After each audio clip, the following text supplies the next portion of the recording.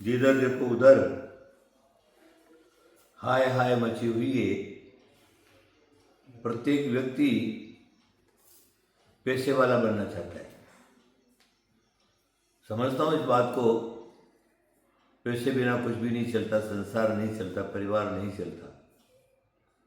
लेकिन उसकी कोई एक सीमा है। सीमा के अंदर अंदर अगर आप पैसा कमाते हैं तो कोई बात नहीं है, और सीमा तोड़ करके अगर पैसा कमाएं तो वो पैसा आपको शांति प्रदान नहीं कर सकता, आकुलता दुख पैदा कर सकता है। पैसा किसी का न हुआ और न कभी भी होगा। हमें इतना ही कमाना है जिससे घर बार कुटुंब परिवार चल जाए, और साधु संतों को कहीं पर भी जो है थोड़ा सा दान देने को मिल जाए, बहुत हो गया। बाकी पहली बात तो हमको ये सोचना है, स्वच्छ नदी के पानी से कभी समुद्र तालाब नहीं भरते। समुद्र तालाब अगर भरना है तो जंगलों की, गांवों की, नालियों की, गटरों का अनाप शनाप जो गंदगी है, गंदगी से भरा हुआ जो पानी है, उस पानी से तालाब और समुद्र भरता है। नदियों में महापुर भी उसी से आता है। तो गंदगी भरे वातावरण में ही महापुर होता है, स्वच्छ जल से नहीं। उसी प्रकार न्याय नीति से जो कमाया हुआ धन है उससे कभी भी कोई धनवान नहीं बनता। अगर धनवान बनना है तो मर्यादा छोड़ करके, सीमा छोड़ करके उसको जाना पड़ता है। हिंसा, झूठ, चोरी, कुशील, बेईमानी, धन अपहरण, दूसरे के धन को दबा लेना, ये सारे के सारे कुकृत्य करने पड़ते हैं। तब जो कहीं धन इकट्ठा होता है। इतना सारा होने के बाद भी तुम खाते क्या हो? मैं नहीं समझता कोई सोने का बिस्कुट या चांदी का बिस्कुट खाता हो। आखिर उसको रोटी दाल चावल ही खाना पड़ता है। और कितना खाएगा?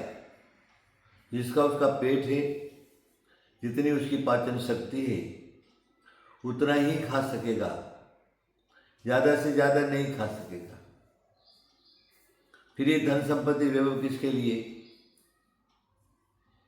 और ये बात तो निश्चित है, तुमने उसको अन्याय अनीति से कमाया है तो उस धन का मालिक ही दूसरा देता है। हमें क्या करना है? अपनी आशाओं को घटाना है। ज़्यादा से ज़्यादा धनवान बनने की कोशिश नहीं करना है। ज़्यादा से ज़्यादा धनवान जिसको संपत्ति है उसकी संतानें कभी भी अच्छी नहीं होती।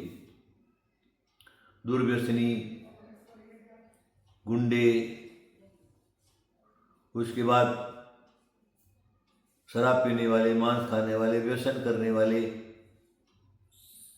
वो सारी की सारी संपत्ति पाप कर्म में चली जाती है। जिस संपत्ति से पाप होता है वो संपत्ति नियम से उसको और उसके परिवार को दुर्गति का कारण बन जाता है। इसलिए हमको उतना ही कमाना है जितना हमें आवश्यकता है। आवश्यकता जितनी है उतना ही कमाइए। बाकी अगर तुम्हारे पास इकट्ठा होता है तो दान दे दीजिए। दान भी ऐसी जगह दीजिए जो पुण्य वृद्धि का कारण हो, सुख और शांति की वृद्धि का कारण हो। ऐसी जगह दान दीजिए तो संपत्ति का सदुपयोग हो गया। दान, भोग और नाश संपत्ति के 3 कारण हैं। दान दे लो, दान नहीं दिया जाए तो भोग लो, कितना भोग सकोगे? दान और भोग दोनों ही तुम्हारे पास नहीं है तो संपत्ति की तीसरी गति नष्ट हो जाना। क्या हुआ? राजा भोज बहुत सारा दान देता था, बहुत सारा दान देता था, बहुत सारा। मंत्रियों को सहन नहीं हुआ, लेकिन डायरेक्ट राजा से कौन बोले?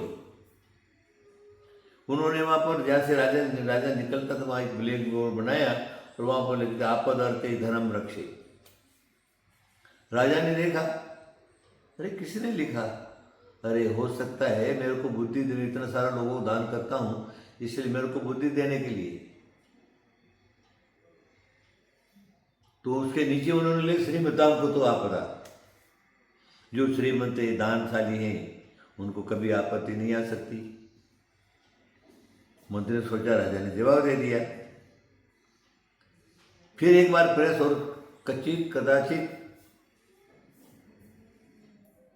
राजा ने लिखा, अच्छा तो संचितो भी विनश्यति, अगर तुमने बहुत सारा संचित भी किया तो भी नाश हो जाता है, संपत्ति किसी की नहीं रही। इसलिए मेरे कहने का आप पास से समझ गए होंगे। आप क्या करिए, अपनी न्याय नीति को मत छोड़िए, सद्मार्ग पर चलिए।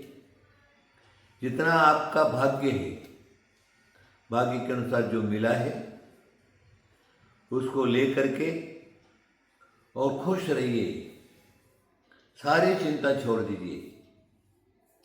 धन के पीछे भागने की कोई आवश्यकता नहीं।